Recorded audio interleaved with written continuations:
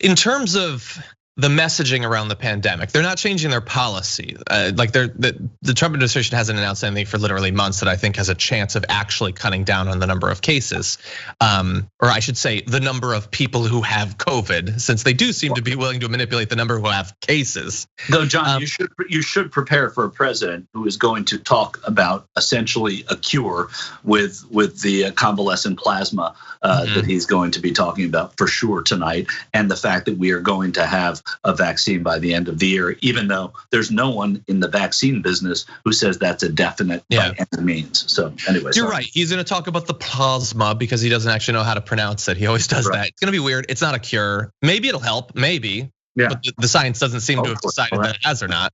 I would say it probably has a better chance than hydroxychloroquine or bleach. So he's moving in the right direction there. Yeah. But that's that you brought up. The last point that you brought up is really where I wanted to ask you about this. So in terms of some sort of big announcement in the week before the election that can shake things up, him saying we've approved a vaccine, even though, as you point out, there's no vaccine that's ready to go. It's not going to happen, and I'm sure the media will fact check it the day after, to whatever extent that can fix it. If he announces 6 days before the election that I've approved a vaccine, we're going back to normal, what happens as a result of that? Do you think that that's an unlikely situation? If he does it, is it going to help him? How can we get out in front of that possibility? I don't know that you can get out in front of it, but I think the polling shows that it's already been gotten out in front of, that there is a fatigue about the games that Trump plays on the parts of certain voters, and those are voters that are going to matter to Donald Trump. And those are voters who may be a fence sitter and maybe looking for a recovery in the way he addresses and his administration addresses the pandemic.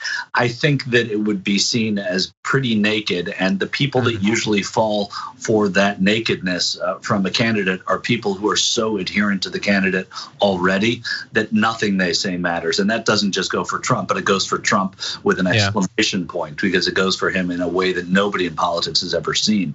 And so I think that it's not going to move that much. It'll have the perception, and maybe the perception will change some minds, but I don't think it's going to move very much.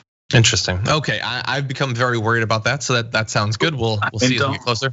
Don't let me disabuse you of your worry. There's reason to be worried about it. My predictive analysis says that it's not going to move the needle that much. I mean, perhaps in the end we'll find out. We'll see. If it's delivered that way, by the way, I should put that caveat. If it's delivered that way, as something that is not proven, if tomorrow there is a vaccine and the vaccine has been proven in stage 4 and immunity has happened, then we're having a different conversation. But if he's selling you a bill of goods, it'll be a little different. Okay, well, maybe we'll see.